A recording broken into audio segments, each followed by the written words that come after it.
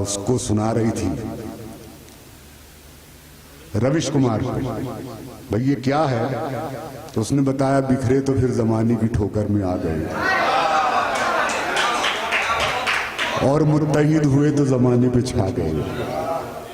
तो रविश कुमार पूछने लगा कि ये मुत्तहिद मतलब एकजुट होना? तो कह जिया, बहुत खूब बहुत खूब बहुत खूब, मेरी बीवी ने मेरी बलाएं ली फिर। हाँ वो यार शेर की मेराज हो गई है तो